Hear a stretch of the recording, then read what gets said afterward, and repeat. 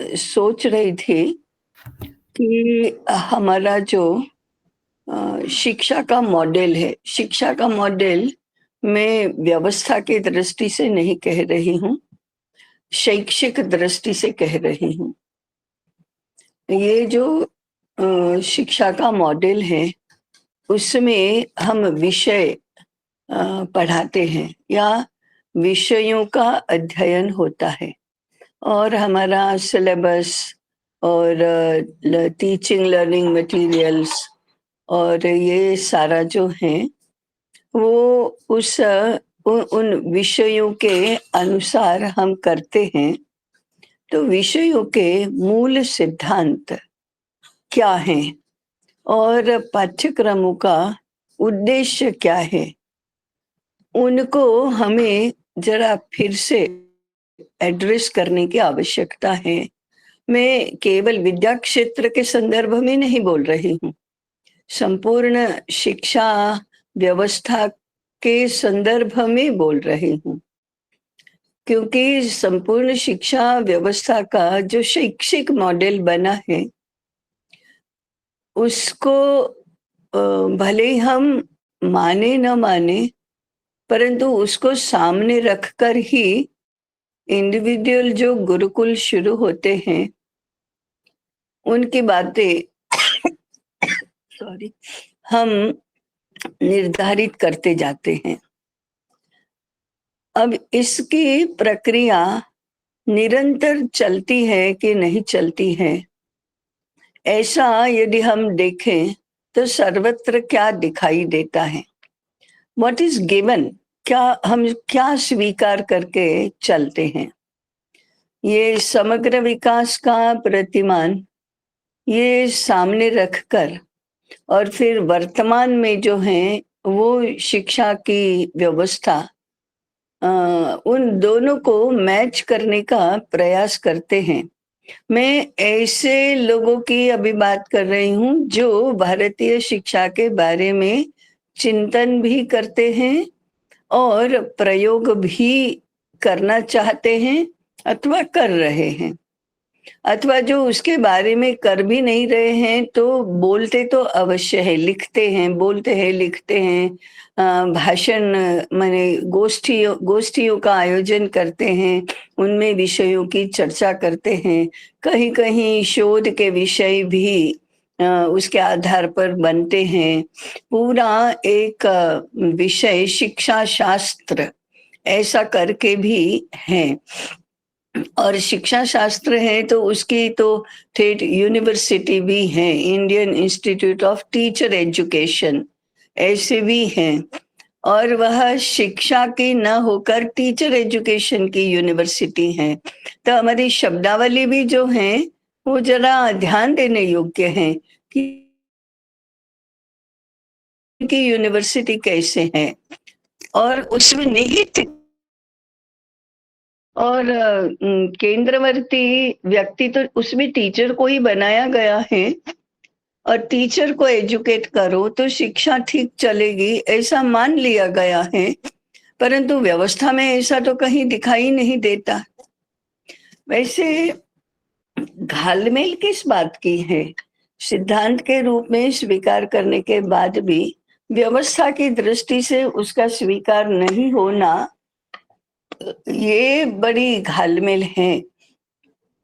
तो ये घालमेल का स्वरूप कैसा है, ये जानना और फिर उस घालमेल को दूर करना और उसको परिष्कृत करना, व्यवस्थित करना, ये एक तरह से देखो तो बहुत व्यापक विषय हो गया।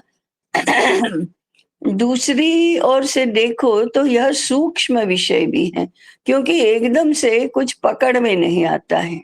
बोलने के लिए सिद्धांत भारतीय ही बोले जाते हैं, परंतु वे व्यवहार में ऐसे होते नहीं हैं, और जो नहीं होते हैं वो कोई वेस्टेड इंटरेस्ट के कारण से ऐसे होते हैं, जानबूझकर ही ऐसे किया गया है ऐसा भी नहीं है। वो उसका अर्थ ही वैसा लगाया जाता है, अर्थघटन ही ऐसा होता है।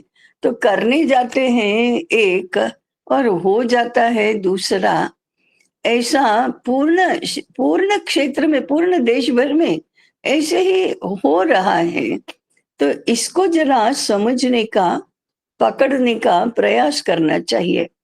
अब ये बड़ा पेचीदा मामला तो है, क्योंकि ये लॉजिकल नहीं है, और ये बोलना एक करना दूसरा, इसका मामला है।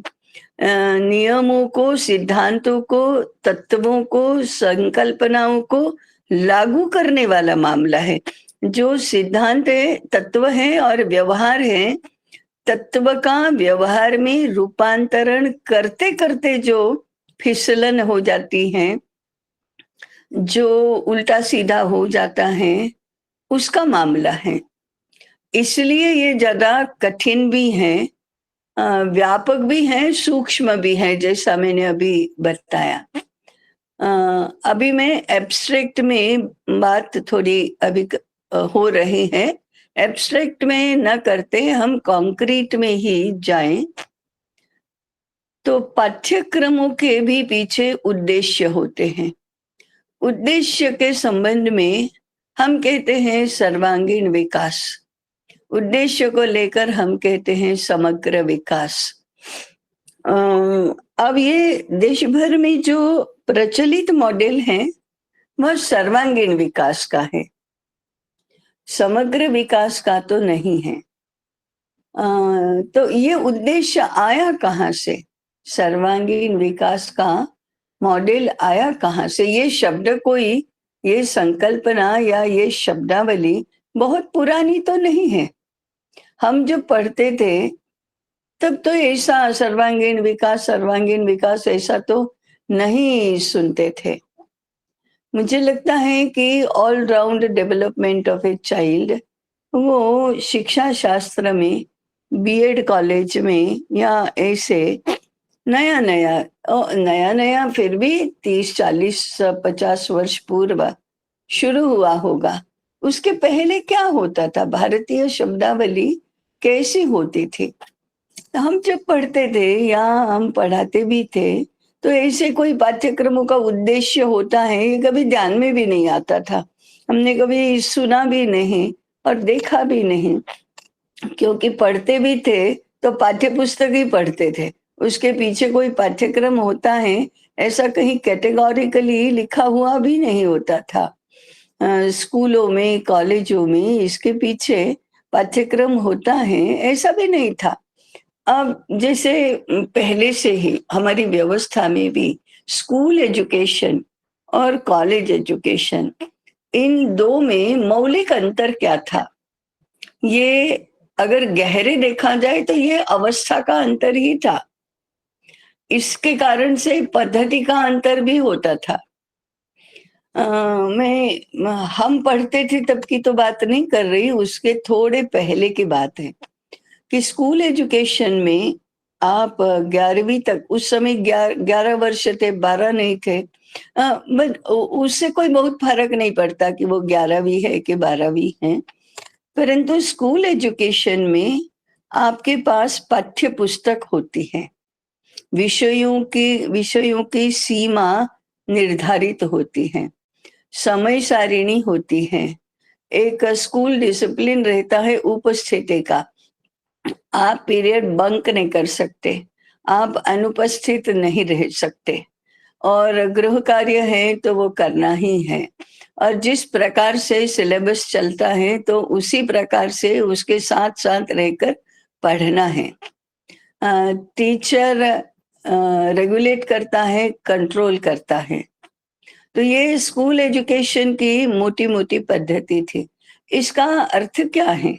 Guided, directed, regulated, controlled system. मैं पुनः कह रही हूँ, सिस्टम कहती हूँ तब भी शैक्षिक पक्ष ही है कि यही पुस्तकें हैं, यही पाठ हैं, यही पद्धति है और यही समय सारिणी भी है। ऐसा था कि तो टीचर, वो teacher was the crucial part of it. वो जैसा करेगा वैसा छात्र करेंगे, ऐसा था। तो उस समय छात्रों को पाठ्यक्रम क्या है उसकी कोई चिंता करने की आवश्यकता नहीं थी। पाठ्यक्रमों के पीछे उद्देश्य क्या है, ये भी जानने समझने की आवश्यकता नहीं थी। उनको तो बस पुस्तक पढ़नी है। फिर वो विज्ञान की भी पुस्तक ही है, सोशल साइंस की भी पुस्तक ही है। कुछ प्रैक्टिकल होते थे तो वो शारीरिक शिक्षा मैदान में ले जाकर होती थी, उसकी तो थियरी बिल्कुल ही नहीं होती थी। और शारीरिक शिक्षा में खेल है, व्यायाम है, इतना ही होता था। बाकी कोई बहुत सारा होता था ऐसा नहीं है। आज के जैसी जो कॉर्पोरेट स्तर की जैसे स्कूल्स हैं, उसमें बहुत सारी बातें एक्टिविटीज के नाम पर बहुत बहुत सारा होता है। परंतु वैसा सर्वसामान्य स्कूलों में तो नहीं होता था। परंतु जैसे कॉलेज में आए, तो कॉलेज एजुकेशन में सबसे पहले पाठ्य पुस्तक नहीं है। पहली बात कि पाठ्य पुस्तक नहीं है, और आपको पाठ्यक्रम के कुछ टॉपिक्स दिए जाते हैं कि हमको ये टॉपिक्स पढ़ने हैं। आपको विषय की चॉइस है, उस विषय में ये पाठ्यक्रम है। अभी कॉलेज में भी उद्देश्य की बात तो नहीं आती थी, केवल पाठ्यक्रम आते थे। पाठ्यक्रमों को के लिए संदर्भ पुस्तकें बताई जाती थी, पाठ्य पुस्तकें नहीं, संदर्भ पुस्तकें बताई जाती थी। क्लास अटेंड करना कंपलसरी नहीं था। आपको प्रोफेसर का लेक्चर सुनना है तो लेक्चर सुनो, लाइब्रेरी में जाकर ग्रंथ रिफर करने हैं और वहां पढ़ना है तो वहां पढ़ो, घर में बैठकर पढ़ना है तो घर में बैठकर पढ़ो। आपको आवश्यकता लगती है तो लेक्चर अटेंड करो। परंतु सामने ऐसा भी था कि लेक्चर अटेंड करना छात्रों को आवश्यक लगता था, इसलिए क्लासरूम्स तो फुल ही रहते थे। कभी उसमें कोई नहीं आया है ऐसा नहीं होता था। हाँ, आपातः कोई नहीं आया है ऐसा होता था। परंतु उसमें यदि छात्रों को अच्छा नहीं लगा तो ऐसे लेक्चरर्स के क्लासरूम्स खाली भी रहते थे, कम लोग उपस्थित रहते थे, ऐसा भी होता था। तो उपस्थिति अनिवार्य नहीं थी। इसका अर्थ है कि अब छात्र को पढ़ना है और उसकी अपेक्षा के अनुसार, उसकी आवश्यकता के अनुसार पढ़ाना है। See the difference. छात्र अब अध्ययन के विषय में स्वतंत्र हैं। स्वतंत्र है माने वो अपना अपना तंत्र खुद बिठाए, ऐसा था। अब ये क्या डिफरेंस क्या है? It is not guided, directed, regulated, controlled, ऐसे पढ़ना है ऐसा नहीं है। अब ये कदाचित आप लोगों ने ऐसा देखा नहीं होगा, या अब तो college education is converted into school education. उसमें तो कोई अंतर नहीं रहा, उपस्थिति अनिवार्य है, लेक्चर, ये पुस्तकें भी बताई जाती हैं, धीरे धीरे पुस्तकें भी आने लगी। वो थी तो रेफरेंस बुक्स, परंतु पाठ्य पुस्तकों जैसी ही थी। उसको गाइड बुक नहीं कहा जाता था वैसे, लेकिन थी तो वो गाइड बुक से। प्रश्न भी बनाए जाने लगे, उन प्रश्नों के उत्तरों के रूप में फिर पुस्तकें आने लगी, और बहुत सारी बातें हुई कि वो गाइड बुक्स बनने लगी, और छात्रों का अध्ययन सीमित होने लगा, और कम से कम पढ़कर उत्तीर्ण हो जाना, ये भी पद्धति चली। इसका अर्थ है कि छात्र अध्ययन के मामले में स्वतंत्र होने की क्षमता ही नहीं रखते थे। उनका इनिशिएटिव, उनकी रुचि, ये सब तो कहीं कहीं दिखाई ही नहीं देता था। छात्र पढ़ने के लिए कॉलेज नहीं जाना और ही कुछ बातें करने के लिए कॉलेज जाना, इसमें भी कन्वर्ट हो गई धीरे धीरे। ये इसको हम डिटीरियोरेशन भी कह सकते हैं। परंतु ये स्कूल एजुकेशन और कॉलेज एजुकेशन का ऐसा अंतर क्यों था? तो अध्ययन की अध्ययन की प्रक्रिया को लेकर ही तो था। हम कहते हैं 16 वर्ष की आयु तक ज्ञानार्जन के सारे करण अपने अपने पोटेंशियल के अनुसार विकसित हो जाते हैं। तो 16 वर्ष तक ज्ञानार्जन के करणों का विकास यही मुख्य उद्देश्य था। और 16 वर्ष के बाद विकसित करणों की सहायता से अध्ययन, स्वतंत्र अध्ययन, यही उद्देश्य था। तो ये जो अध्ययन की साइकोलॉजी है उसके अनुसार ही ये डिफरेंस था, ये अंतर था। फिर ये भी मान लिया जाता था कि अब तो छात्र स्वतंत्र बुद्धि वाले हो ही गए हैं, तो अपने हिसाब से और अपनी जिम्मेदारी से पढ़ना है तो पढ़ेंगे। हम उनकी स्वतंत्रता को कुचलने वाले कौन होते हैं, और आवश्यकता भी क्या है? वो तो समझदार हैं, वो मैच्योर हो गए हैं, तो उनके ऊपर ही रिलाई करो। ऐसा डीप साइकोलॉजी तो यही थी।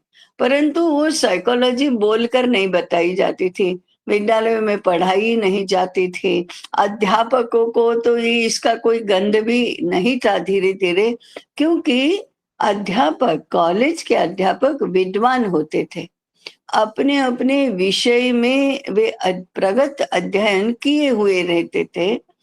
तो उनको ये फिर छात्रों का व्यक्तित्व विकास और समग्र विकास और ये सारी बातें होती ही नहीं थी। अब हो सकता है बोर्ड ऑफ स्टडीज में होती हूँ, परंतु मैंने उस समय के, हम पढ़ते थे उस समय के बोर्ड ऑफ स्टडीज तो देखे नहीं हैं। परंतु रचना भी उस समय थोड़ी कम ही होती थी, थोड़ी शिथिल ही होती थी बोर्ड ऑफ स्टडीज की। माने वो it was a period of transition, हम कहेंगे कि धीरे धीरे करके कन्वर्जन इनटू स्कूल सिस्टम ऐसा धीरे धीरे हो रहा था। वर्ष बाय वर्ष वो होता ही था। जैसे छात्रों को कंपलसरी नहीं था, ऐसे अध्यापकों के लिए भी पूरा समय कॉलेज में उपस्थित रहना कंपलसरी नहीं था। वो आपके टाइम टेबल तो बना हुआ है, वो एक से अधिक विषयों के क्लासेस होते हैं, इसलिए टाइम टेबल बना है। अन्यथा आप जानो और आपके छात्र जाने, आप कोई भी व्यवस्था इसके लिए कर सकते हैं। लाइब्रेरी में बैठकर, सीमित संख्या है, लाइब्रेरी में बैठकर पढ़ना है, लाइब्रेरी में बैठकर पढ़ो, और कहीं बैठकर पढ़ना है और कहीं बैठकर पढ़ो। क्लास नहीं लेनी है तो मत लो, आप बाद में एडजस्ट कर ही देंगे। ऐसा करके और फिर आपका अभी फ्री टाइम है, आप कुछ भी कर सकते हैं। कॉलेज कैंपस में ही रहना आपके लिए अनिवार्य नहीं है, ऐसा था। इस व्यवस्था से धीरे धीरे धीरे करके उनके लिए भी स्कूल टीचर की तरह कंपलसरी इतना समय तो कॉलेज कैंपस में रहना ही है। धीरे धीरे वो जो टर्म्स होती थी, आज जिसको सेमेस्टर कहा जाता है, वो टर्म्स भी बड़ी होने लगी। पहले ऐसा था कि 4 महीने की एक टर्म, 4 महीने की दूसरी टर्म, 4 महीने पूर्ण रूप से वैकेशन। तो ऐसी 4-4 महीने की टर्म्स होती थी, बहुत वर्षों तक यही चला। फिर धीरे धीरे वैकेशन कम होने लगा, कॉलेज का समय बढ़ने लगा, और उसके बाद में यूनिवर्सिटी एंड कॉलेज, इसकी व्यवस्था एकदम भिन्न है। यूनिवर्सिटी एग्जाम्स हैं, उसमें कॉलेज टीचर्स को, कॉलेज के अध्यापकों को कंपलसरी नहीं है, फिर कंपलसरी होने लगा, पेपर सेटिंग कंपलसरी होने लगा, एग्जामिनिंग भी कंपलसरी, सुपरविजन कंपलसरी हुआ, पेपर चेक करना कंपलसरी हुआ, बाद में रिसर्च सेमिनार्स अटेंड करना कंपलसरी हुआ, रिसर्च पेपर्स लिखना कंपलसरी हुआ, वो मान्य जर्नल्स में प्रकाशित होना कंपलसरी हुआ। धीरे धीरे करके lecturers also were converted into teachers. College was converted into schools. अब ये व्यवस्था शैक्षिक विचार के कारण से बदली है। वो शैक्षिक विचार क्या है? अब वो 16 वर्ष की आयु में कर्णों का विकास हो जाता है, ये सिद्धांत गया, क्योंकि वो मुखर नहीं था। वो धीरे धीरे बोला जाना ही बंद हो गया, टेक्स्ट बुक्स का निर्माण करना वो भी बंद हो गया, और उसमें बड़ी भूमिका तो कॉलेज की रही। उन्होंने स्वतंत्रता का उपयोग है वो उपयोग करने में विवेक नहीं रखा, न तो छात्रों ने न तो अध्यापकों ने। ये विवेक नहीं रहा। शास्त्र कभी उनके सामने आया ही नहीं। माने अध्ययन प्रक्रिया का जो शास्त्र है वो कॉलेज टीचर्स के सामने कभी आया ही नहीं। धीरे धीरे सामाजिक स्थिति है उसके संदर्भ बदलने लगे, अर्थव्यवस्था के संदर्भ बदलने लगे, और धीरे धीरे ये सारी बातें बदलने लगी, और education was converted into industry, और फिर कस्टमर वेंडर मॉडल लागू हो गया, और अब वही चलता है। वो ये जो शिक्षा का मॉडल था वो अब व्यापार का मॉडल है। ये दुकानदारी चलती है, और ये कॉरपोरेट ऑफिस चलती है, ये मैनेजमेंट चलता है सारा। ऐसे इन 50 वर्षों में अंदर से बाहर ये पूरा पूरा पूरा रूपांतरण हो गया है, और it is the westernization of education. ये वेस्टर्नाइजेशन अब हुआ। सिद्धांत में, जीवन दृष्टि में तो परिवर्तन था, परंतु धीरे धीरे व्यवस्था में, व्यवहार में, मानस में, दृष्टि में जो वेस्टर्नाइजेशन है ये इन दिनों में हुआ है। विशेष रूप से 20वीं शताब्दी के अंतिम 20 वर्षों से ये शुरू हुआ। इकोनॉमिक पॉलिसीज बदली, इसलिए शैक्षिक एजुकेशन पॉलिसी भी बदली। पॉलिटिकल पार्टीज की क्या विचार तंत्र बदला, उसके अनुसार शैक्षिक विचार भी बदला। पॉलिटिक्स, इकोनॉमिक्स, ये जो दो बातें हैं, और कम्युनिज्म, ईसाइयत, इस्लाम, ये जो अब्राहमिक विचारधारा, इन इन सब का सभी व्यवस्थाओं में, विचारों में, व्यवहारों में इतना अंदर तक घुसने लगा कि पूरा मॉडल है वो वेस्टर्न हो गया है। और अब आज हम कस्टमर वेंडर मॉडल कहते ही हैं। केवल अर्थव्यवस्था में कहते हैं ऐसा नहीं है, वो शिक्षा व्यवस्था में आ गया है।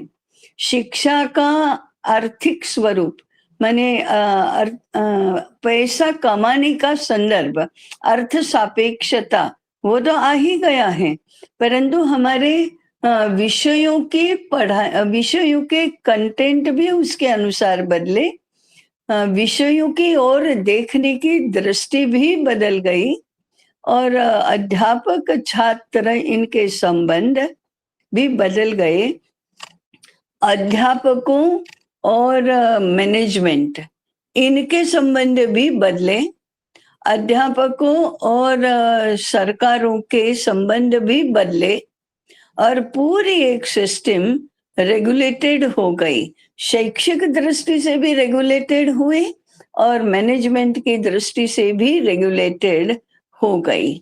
और अब अध्यापक और छात्र, छात्रों के माता पिता, और संपूर्ण समाज माने संचालक भी, ये सब अर्थ सापेक्ष भी देखते हैं और विचार सापेक्ष भी है। विचार सापेक्ष कैसे? तो अब छात्रों की स्वतंत्रता, छात्रों का आगे का करियर, और करियर का अर्थघटन, अर्थार्जन, और सामाजिक क्षेत्र में भी ये स्वतंत्रता और इंडिविजुअलाइजेशन, ये सब आ गया। प्रक्रिया धीरे धीरे हुई है। मुझे लगता है कि विगत 50 वर्षों में ये बहुत तेजी से हो गई और ये रूपांतरण धीरे धीरे बढ़ ही रहा है। अभी हम कहते हैं कि 19वीं शताब्दी तक भारत में शासन शिक्षा में नहीं था। ईस्ट इंडिया कंपनी के आने से करने से वह हो गया। धीरे धीरे ज्ञान क्षेत्र के हाथ में जो माने देश का शिक्षा विभाग किसके पास है? देश का शिक्षा विभाग गुरुकुल के पास है, विद्यापीठों के पास है। वो इतनी स्थापित व्यवस्था थी, इतनी स्वीकृत व्यवस्था थी कि इसके सामने कभी प्रश्न ही नहीं आए थे, प्रश्न उठे ही नहीं थे, और इसलिए उसको पुनः पुनः पुनः चिंतन में लाना चाहिए, ऐसा था ही नहीं। जैसे विवाह हुआ तो विवाह विच्छेद की बात, डाइवोर्स की बात तो कभी सोची ही नहीं जाती थी। अब कभी होगा डाइवोर्स, ऐसा सोचा ही नहीं जाता था। ये तो कानून में आ गया। स्त्री पुरुष समानता, स्त्रियों का अधिकार, स्त्री की स्वतंत्रता, ये मुद्दे आयात हुए, इंपोर्ट हुए, तो उसके बाद हाँ, डाइवोर्स क्यों नहीं हो सकता? ये जीवन भर दुखी रहना, कष्टी रहना, इससे तो अलग हो जाना अच्छा है। ये विचार नया आया। तो ऐसे सामाजिक सामाजिक व्यवहार में जैसे ये नए विचार स्थापित हुए तो समाज शास्त्र में भी रिफ्लेक्ट होने लगे।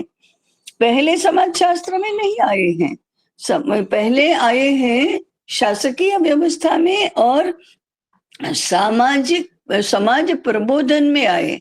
समाज प्रबोधन में आए तो फिर शिक्षा में भी आ गए, या सरकार का आधिपत्य आया तो फिर पाठ्य पुस्तकों में भी आने लगे।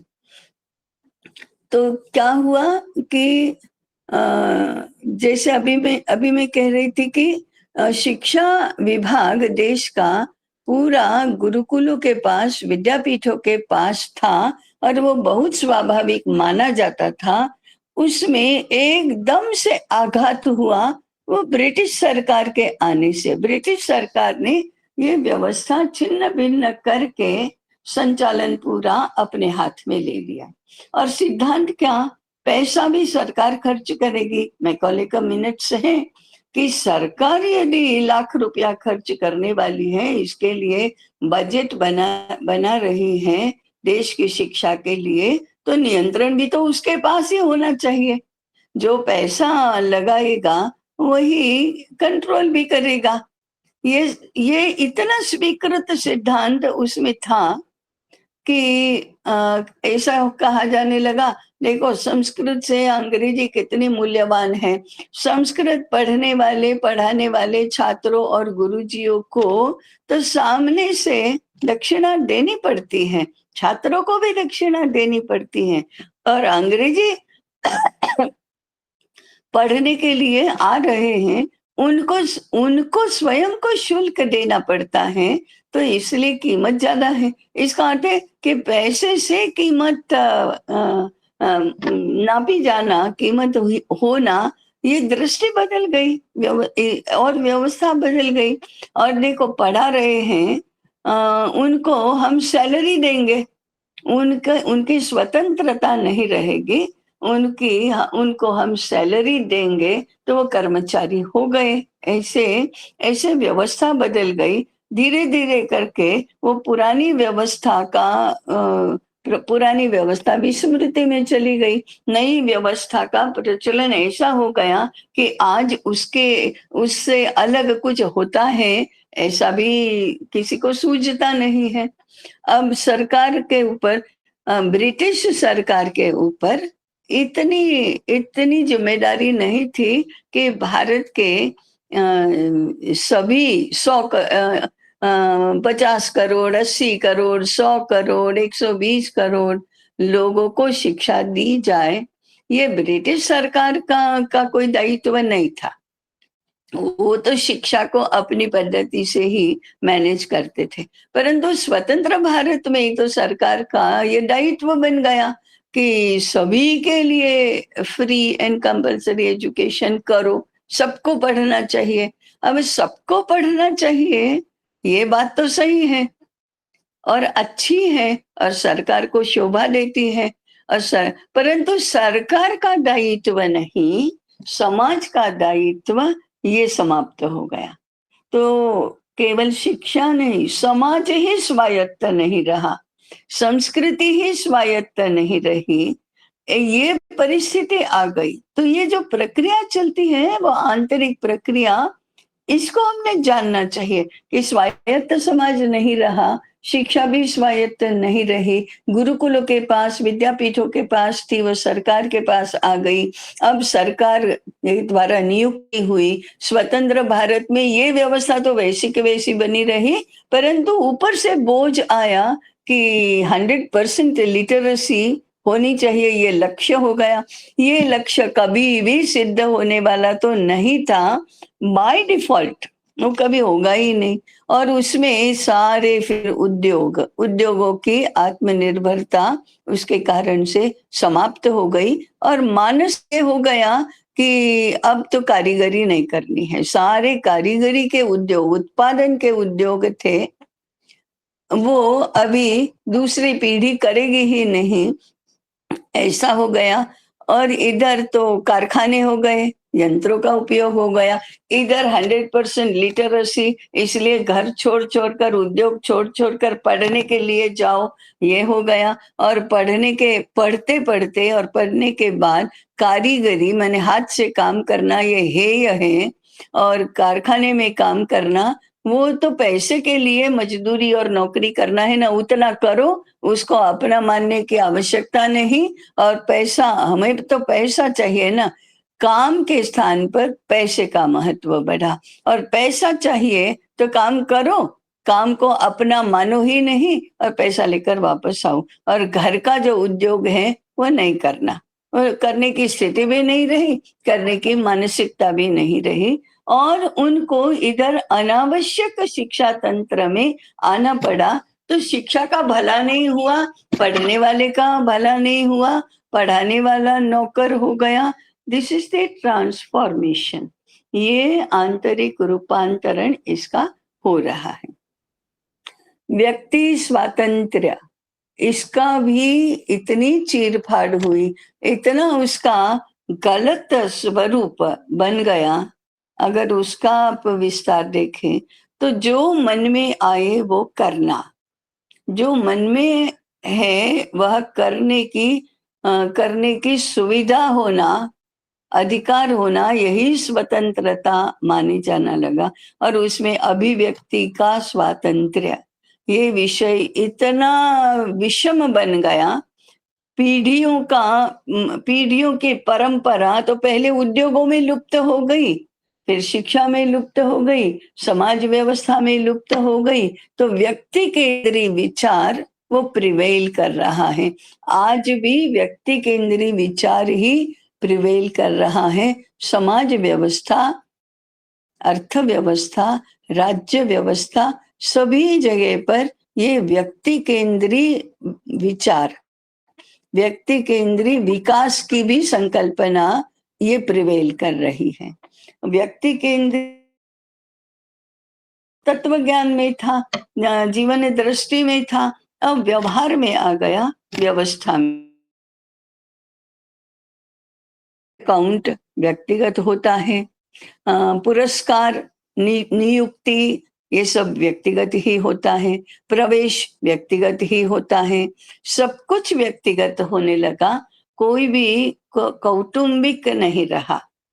लोग ऐसा ऐसा सोचे नहीं रहे, व्यक्ति के नाते ही अपने आप के बारे में भी सोचना, व्यक्ति के रूप में अपनी संतानों के बारे में भी विचार करना। हाँ भाई, ये तो उसका जीवन है, उसकी रुचि है, उसकी इच्छा है, उसको जो ठीक लगता है वह करेगा, उसमें हमको आड़े नहीं आना चाहिए, ऐसा माता पिता कहने लगे। उसकी रुचि के अनुसार विकास की व्यवस्था करो, उसकी रुचि के अनुसार शिक्षा की व्यवस्था करो, उसकी रुचि के अनुसार जीवन साथी खोजने का विचार करो। विवाह परिवारों के होते थे, उसके स्थान पर व्यक्तियों के होने लगे। और माता पिता और 18 वर्ष से अधिक आयु के बच्चे ये एक परिवार के हैं, ऐसा कानून तो नहीं कहता। 18 वर्ष हो गए तो अब माता पिता की वह जिम्मेदारी नहीं है कि बच्चों का भरण पोषण करें।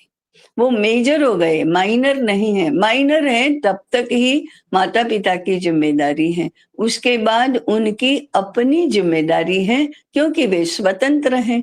और यदि वे बेरोजगार हैं तो सरकार जाने, माता पिता क्यों जानेंगे। ये भी स्थापित मूल्य होने लगा है। एजुकेशन लोन छात्र को मिलती है, माता पिता को नहीं। और छात्र यदि मैच्योर हैं, मन मेजर हैं, तभी मिलती है। माने वो तो इंडिविजुअल हो गया, स्वतंत्र हो गया। तो कुटुंब केंद्र तो रहा ही नहीं। 2 पीढ़ियां एक ही कुटुंब की है, वह भी नहीं हुआ। तो धीरे धीरे धीरे समाज जीवन की, समाज व्यवस्था की संकल्पना बदलती जा रही है। ये शास्त्र में भी है, व्यवहार में भी है, व्यवस्था में भी है। तो अर्थशास्त्र भी, अर्थव्यवस्था वैसी ही है, समाज व्यवस्था वैसी ही बन रही है, कानून वैसे ही बन रहे हैं, राज्य व्यवस्था भी ऐसे ही है। कुटुंब, वंश परंपरा, मूल्य कैसे बदलते हैं। वंश परंपरा ये तो भारत में अत्यंत ऐसी स्थापित, स्वीकृत और अत्यंत उपयोगी, मूल्यवान ऐसी व्यवस्था है। अब इस वंश परंपरा को सर्वत्र परिवारवाद कहा जाने लगा। राजा का बेटा राजा बनेगा, ये वेद काल से लेकर कब तक चलता था, जब तक राजतंत्र था तब तक चलता था। तो राज्य, राजा का पद वंश परंपरा से होता था। जैसे वैद्य का बेटा वैद्य बनेगा, आचार्य का बेटा आचार्य बनेगा, व्यापारी का बेटा व्यापारी बनेगा, कृषक का बेटा कृषक ही बनेगा। ये जितना स्वाभाविक है, उतना ही राजा का बेटा राजा बनेगा, मंत्री का बेटा मंत्री बनेगा। ये भी है। अब लोकतंत्र में ये नहीं चलता, क्योंकि एवरीबडी इज एन इंडिविजुअल, वो तो व्यक्ति है, कुटुंब नहीं है। इसलिए कोई कुटुंब का व्यवसाय नहीं, कुटुंब की नौकरी नहीं। अब नौकरी भी क्या है, नौकरी भी तो व्यक्तिगत ही तो है, विरासत में नहीं दी जा सकती। समझो खेती है तो वो तो बेटे को दी जा सकती है, परंतु नौकरी तो बेटे को नहीं दी जा सकती। और इलेक्शन के माध्यम से जब सांसद बनता है कोई, तो वो भी तो विरासत में नहीं दिया जा सकता, व्यवस्था उसके अनुकूल नहीं है। इसका अर्थ है कंसेप्ट उसके अनुकूल नहीं है, संकल्पना ही उसके अनुकूल नहीं है। तो अध्यापक का बेटा अध्यापक बनेगा, ये तो संभव नहीं होता, क्योंकि अध्यापक भी अपॉइंटेड है किसी के द्वारा, व्यक्ति के रूप में अपॉइंटेड है। उसके बेटे को यदि अध्यापक बनना है तो वो स्वतंत्र रूप से बनेगा, पिता अध्यापक है इसीलिए नहीं। अब वो बाय चांस बन जाता है, वो अलग बात है, लेकिन वो व्यवस्था जो है वो उसका सार्वजनिक व्यवस्था से कोई संबंध नहीं है।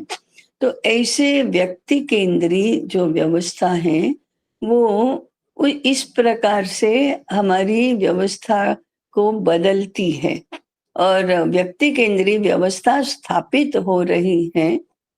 उसी प्रकार से हम जो अब्राहमिक थिंकिंग के 3 बात कहते हैं ना, ये मनुष्य केंद्री है, प्रकृति केंद्री नहीं है। तो मनुष्य ने पर्यावरण का विनाश अपना अधिकार मान ही लिया है। भले वो प्रदूषण निवारण का विचार भी मनुष्य करता है, तो वो तो स्वयं को हानि हो रही है इसलिए कर रहा है। प्रकृति की स्वतंत्रता है, प्रकृति का अधिकार है, और इस यह सहज है, स्वाभाविक है, इसलिए नहीं कर रहा है। मतलब अपना अपना स्वास्थ्य और अपनी सुखाकारी जोखिम में पड़ गई है, इसलिए पर्यावरण की चिंता कर रहा है। पर्यावरण के लिए पर्यावरण की चिंता नहीं है। प्राणियों के लिए प्राणियों की चिंता नहीं है। औषधि के लिए, वनस्पति के लिए वनस्पति की चिंता, ऐसा नहीं है। वह मनुष्य के लिए प्रकृति है, वो दासी है, भोग्या है। इस रूप में पर्यावरण का विषय, प्रदूषण का और पर्यावरण का विषय आ गया। धर्म संस्कृति ये विषय ही नहीं है। कर्तव्य और अधिकार, इसमें अधिकार ही केंद्रवर्ती है, कर्तव्य नहीं है। ये जो बदल होते जा रहे हैं वो ओवर द पीरियड होते जा रहे हैं। इनका ओवर द पीरियड जो समालोचन होना चाहिए वो नहीं होता है। Now it is given to education department, ये शिक्षा वालों को ही और धर्माचार्यों को ही इसका विचार करना है। वो विचार तो नहीं हो रहा है। तो इसको जरा इस विषय को समझने की आवश्यकता है कि इसलिए विवाह भी वंश परंपरा के लिए परिवारों का नहीं होता है, इंडिविजुअल्स का ही होता है। और फिर धीरे धीरे, हाँ, अभी मनुष्य केंद्री था तो उसके अनुसार हमने भी मनुष्य केंद्री कर दिया। फिर पुरुष और स्त्री, इन दोनों, ये दो जो ये पुरुष और स्त्री है, वो तो बहुत ही अभी घालमेल वाला मामला है। स्त्री पुरुष समानता, अब्राहमिक थिंकिंग पुरुष केंद्री है, स्त्री केंद्री नहीं। हम इसको स्त्री केंद्री भी बनाना चाहते हैं, ऐसा मॉडर्निटी कहती है। परंतु वर्तमान में देखो तो स्त्री स्वातंत्र्य, स्त्री के अधिकार, स्त्री पुरुष समानता, ये जो बातें हैं वो लागू कैसे हुई है? ओहो, समानता कहते कहते हो क्या रहा है? तो सारी विकास की व्यवस्थाएं, सारी प्राप्ति की व्यवस्थाएं, सारी सुरक्षा की व्यवस्थाएं आज भी पुरुष सापेक्ष हैं। स्त्री पुरुष समानता का व्यवहार में अर्थ ये हुआ है कि स्त्री को पुरुष के जैसा बनना है, पुरुष को तो पुरुष रहना है। आप शिक्षा में देखो, आप व्यवसायों में देखो, आप सार्वजनिक जीवन में देखो, पुरुष का जीवन नहीं बदला है, स्त्री का जीवन बदला है। क्या 24 घंटे घर में ही बंद रहेगी? उसको बाहर निकलना चाहिए। पुरुष तो बाहर निकलता ही था, अब स्त्री को भी बाहर निकलना है। पुरुष ही, लड़के ही क्या इंजीनियर बनेंगे, स्त्रियां भी बनेंगी, लड़कियां भी बनेंगी। तो स्त्रियां इंजीनियरिंग कर रही हैं। पुरुष ही क्या ड्राइवर बनेंगे, ट्रक ड्राइवर बनेंगे, रिक्शा ड्राइवर बनेंगे? नहीं, लड़कियां भी बन सकती है। तो लड़कियां रिक्शा ड्राइवर बनने लगी, लड़कियां मजदूरी करने लगी। क्या पुरुष ही कंप्यूटर स्पेस शटल में पुरुष ही जाएगा? नहीं, स्त्री भी जाएगी। तो स्त्री भी साइंटिस्ट बनने लगी। प्रश्न ये पूछे जाते हैं, क्या स्त्री को साइंटिस्ट नहीं बनना चाहिए? बनना चाहिए। स्त्री को इंजीनियर नहीं बनना चाहिए? हाँ, बन सकती है। तो वो स्त्री को वही सारे काम नहीं करने चाहिए जो पुरुष करता है? हाँ, करने चाहिए। परंतु ये जो समानता के नाम पर स्त्री पुरुष की एक रूपता होना और स्त्री को पुरुष जैसा बनना, ये सिद्धांत को गलत पद्धति से लागू किया ऐसा ही कहना चाहिए, क्योंकि एक रूपता समानता नहीं है। रूप भिन्न होने पर भी, आकृति भिन्न होने पर भी, व्यवस्था भिन्न होने पर भी समानता तो हो सकती है। ये जो भारतीय सिद्धांत है वो बदल गया, वो बदल गया। इसलिए ये तो बहुत बड़ा समाज स्थिति में गड़बड़ इस मामले से हो गया। और आज भी स्त्री के विकास का विचार क्या है? वही सारे काम करके दिखाना जो पुरुष कर सकता है। कभी भी पुरुष ने गृहिणी बनना सोचा ही नहीं। पुरुष गृहिणी बनता है क्या? नहीं, वो तो गृहस्थ ही रहेगा। गृहिणी तो स्त्रीलिंगी शब्द ही है, तो मातृत्व होगा क्या? नहीं। क्यों स्त्री पुरुष दोनों ही, जिसको माता बनना है माता बने, पिता बनना है पिता बने, ऐसा तो नहीं आया। ये समानता कैसी हुई? ये एक रूपता। हाँ, ये अब किसी को ऐसा, किसी ने ऐसा सुना होगा तो हाँ, अब जेंडर बदल सकते हैं, जेंडर डिस्क्रिमिनेशन नहीं करना, उल्टी दिशा में आगे बढ़ना कि हाँ, अब जेंडर की भी स्वतंत्रता है। जिसको अपने आप को स्त्री कहना है स्त्री कहे, पुरुष कहना है पुरुष कहे। और शुरू हो गया विकास के नाम पर, मॉडर्निटी के नाम पर शुरू हो गया। और तीसरा व्यक्ति केंद्री, तो अभी कहा ही था कि अब व्यक्ति केंद्री भी है। तो अब्राहमिक थिंकिंग को अधिक से अधिक यदि लागू करने का, शिक्षा के में अंदर तक घुसने का, व्यवस्थाओं में अंडरलाइंग फैक्टर बनने का जो काम हुआ है, वो विगत 50 वर्षों में अधिक हुआ है। भारत के संदर्भ में बोले तो स्वतंत्रता प्राप्ति के बाद ये बढ़ा है। स्वतंत्र हुए तब इतना नहीं था, 20वीं शताब्दी शुरू हुई तब नहीं था, 20वीं शताब्दी के आधे भाग तक पहुंचे तब तक भी नहीं था। स्वतंत्र हुए तब नहीं था, स्वतंत्र हो जाने के बाद धीरे धीरे इस दिशा में दुनिया बढ़ी है, इसलिए हम भी बढ़े हैं। तो भारत का विचार पश्चिम सापेक्ष हो रहा है।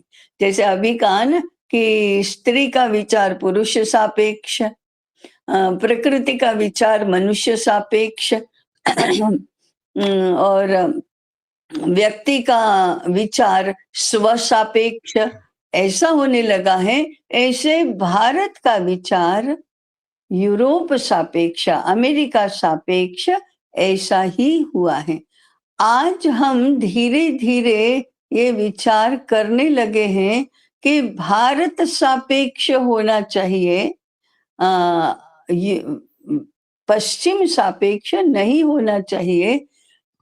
ये हमारे लिए बहुत कठिन हो रहा है, क्योंकि इतनी गहराई में जाकर सूक्ष्मता पूर्वक इसको देखने का, समझने का, उसके ऊपर विचार करने का, उसको व्यवस्था में लाने का अभी भी तंत्र नहीं है कहीं। मैं देश की बात कर रही हूँ, मैं विद्या क्षेत्र के नहीं कर रही हूँ। विद्या क्षेत्र के लोग ये सुनते सुनते अपना ही विचार करते होंगे, वो देखते होंगे, हमारे यहाँ भी हो रहा है क्या, पूर्ण प्रमिति के अपने हिसाब से देखते ही होंगे। हर कोई इसी प्रकार से सुनता है, जब सुनता है तब। परंतु अगर हम बृहत्तर समाज की बात करें, बृहत्तर देश की बात करें, तो इसका कोई तंत्र ही नहीं है, इसकी कोई व्यवस्था ही नहीं है। जब हम बौद्धिकों की बातें सुनते हैं, भाषणों में सुनते हैं, गोष्ठियों में सुनते हैं, तो आधा अधूरा कहीं कहीं कहीं इसको सुनने को मिलता है कि ऐसा हुआ है। परंतु वो तो पहाड़ के सामने एक धूलिकण है, उतनी ही मात्रा में होता है। उसका संबंध जो पूर्ण रूप से एक दूसरे के साथ जुड़ना चाहिए, वो नहीं होता। ऐसे मनीषी कहते हैं कि when there is a chaos everywhere, go to the basics, मूल में जाओ, मूल में जाओ। तो अभी भी मूल में जाना ये तो संभव नहीं हो रहा है। क्योंकि उसका कोई तंत्र नहीं, उसका कोई विचार नहीं आया। तो पूर्व में जो हम सुनते हैं कि जैसे अर्जुन को पाशुपतास्त्र प्राप्त करना था, तो 12 वर्ष गया, साधना की, तपश्चर्या की और पाशुपतास्त्र सीख कर प्राप्त करके आ गया। ऐसे लंबी साधना और मूल तक जाकर कुछ व्यवस्था बदलने का एक पूर्ण विचार, एक मॉडल ऐसा देश भर में कहीं दिखाई नहीं दे रहा है। फिर चाहे शिक्षा व्यवस्था में हो, चाहे समाज व्यवस्था में हो, चाहे सांस्कृतिक क्षेत्र में हो, चाहे आर्थिक क्षेत्र में हो, मूल तक जाने के लिए अंतिम बात, जो पीस ऑफ माइंड चाहिए, मानसिक शांति चाहिए, जो जो सुविधा चाहिए, सुविधा माने सुविधा और सुरक्षा चाहिए कि बस यही करना है, हमारे योगक्षेम की हमें कोई चिंता नहीं है, ऐसा जो चाहिए, ऐसी व्यवस्था कहीं पर भी नहीं है। मुद्दा ये है कि शिक्षा में परिवर्तन का विचार रिसर्च से शुरू होता है, ज्ञान साधना से शुरू होता है और वो धीरे धीरे फिर नीचे तक आता है। माने मूल आधार से शुरू होता है और फिर वो ऊपर ऊपर जैसे बढ़ता जाता है। उस प्रकार से हम रिसर्च को ऊपर कहते हैं, रिसर्च ये बीज है, रिसर्च ये नींव है, रिसर्च ये आधार है। और फिर शिक्षा का वृक्ष हो या व्यवस्था का वृक्ष हो, वह धीरे धीरे ग्रो करता है और फिर वो जाते जाते वही जीवन रस पर्णों में, पत्तों में, फूलों में, फलों में पहुंचता है। हमारा क्या होता है? ऊर्ध्व मूल मद शाखम, रिसर्च ऊपर है, वो शुरू होता है, वो फलों से शुरू होता है, शिशु शिक्षा से शुरू होता है और रिसर्च तक पहुंचता है।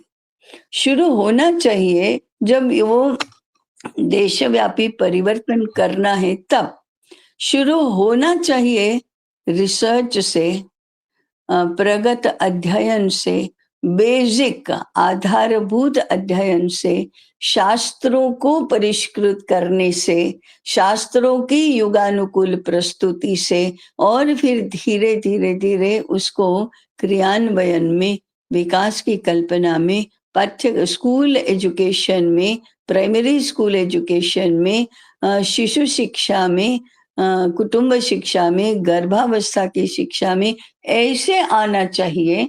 उसके स्थान पर हम गर्भावस्था से शुरू करते हैं और हमको हमारे लिए रिसर्च और प्रगत अध्ययन ये सब कुछ होने के बाद करने का विषय है। यह भी व्यक्ति केंद्रीय शिक्षा व्यवस्था का एक एक टहनी है, एक शाखा है।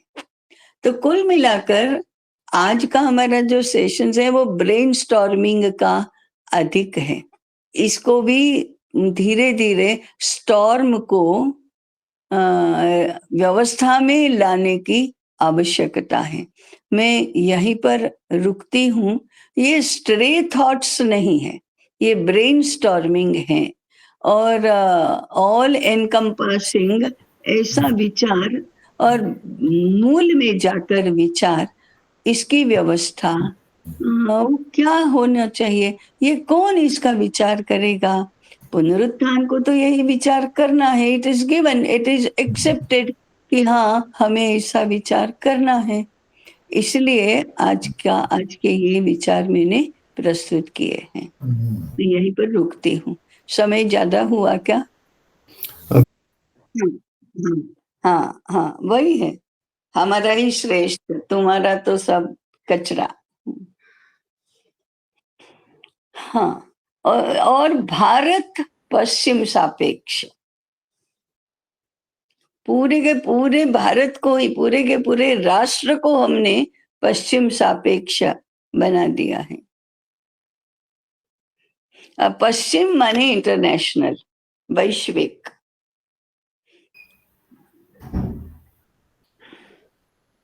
तो पूर्ण करना चाहिए अभी। ठीक है, जो मैंने जो भी उसका एक्सप्लेनेशन है, जो भी उसका जो हमारा नैरेटिव है, उसको कैसे रखना है, हाँ हाँ वो उस पे थोड़ी चर्चा होनी चाहिए था। बिल्कुल। माने वही हम हमारे लिए ये सारे विषय चिंतन के होने चाहिए। देश में शिक्षा क्षेत्र में हो, वैचारिक क्षेत्र में हो, या व्यवस्था के क्षेत्र में हो, गो टू द बेसिक्स, ये प्रिंसिपल नहीं रहा। बेसिक्स में जाने के लिए जो समय चाहिए, सामर्थ्य चाहिए, बुद्धि का सामर्थ्य चाहिए, आत्मिक सामर्थ्य चाहिए, उसकी बात हम नहीं करते। और वो सब बड़ा सुपरफिशियल, ऊपरी ऊपरी ऊपरी यही सब होता है, और बीच में से ही कहीं से शुरू हो जाते हैं, इसलिए और घालमेल बढ़ जाता है। तो अरे रुको जरा, अभी और थोड़ा विचार करना चाहिए, और थोड़ा विचार करना चाहिए। ऐसे मूल में जाकर विचार नहीं होता है, और बीच में से ही कहीं से हम पकड़ लेते हैं इसको, इसलिए ऐसा होता है। इसलिए मैंने कहा व्यवस्था ही नहीं है कहीं पर भी, इसका इसका विचार नहीं हुआ कि ऐसा भी होना चाहिए, तभी हम शिक्षा को भारतीय बना सकते हैं। हम जैसे विद्यालय गुरुकुल आजकल शुरू करते हैं ना, संस्कार, संस्कार करो। संस्कार माने सद्व्यवहार, सदाचार, यही संस्कार है। अरे संस्कार को ऐसे इतना इतना क्षुल्लक तो मत मानो। और फिर कहाँ से शुरू करना? तो 5 वर्ष की आयु से। 5 वर्ष वाला मैकेनिज्म आया कहाँ से? अब 5 नहीं, पाओ we can not afford to wait up to 5, 3 वर्ष में। अरे नहीं नहीं, उसके पहले भी चाहिए। और वो सब आउटसोर्स करना, क्यों आउटसोर्स करना? स्त्रियों को भी कमाई करनी है। क्यों कमाई करनी है? स्वतंत्र होना है। तो सारे शब्दों के अर्थ, संदर्भ सब बदलते जाते हैं। और किसी को मैंने इसमें विचार करने की कोई आवश्यकता है ऐसा भी नहीं लगता है, वो तो ऐसा ही होगा। आजकल बुद्धि का संकट कितना बढ़ गया, ज्ञानेंद्रियों का ही संकट कितना खतरे में पड़ गया। ऑटिज्म कहाँ से आया है? ये ऑटिज्म तो ज्ञानेंद्रियों का विषय है, नर्वस सिस्टम का है, बुद्धि का है, चित्त तंत्र का है। तो ये जो साइकोलॉजी है, इट इज प्लेइंग हैवॉक। ये पश्चिम की साइकोलॉजी, ये सारे जो 3 सिद्धांत बताए ना, मनुष्य केंद्री, पुरुष केंद्री, व्यक्ति केंद्री, ये सारे इसके इसमें साइकोलॉजी इसकी ही बनी हुई है, इसके आधार बने हैं। और उस साइकोलॉजी ने बहुत बहुत आतंक मचा रखा है। वो जो गन वाला आतंकवाद है ना मुसलमानों का, ये विचार वाला आतंक है, साइकोलॉजी का आतंक है। और आजकल जहां देखो वहां काउंसेलिंग है।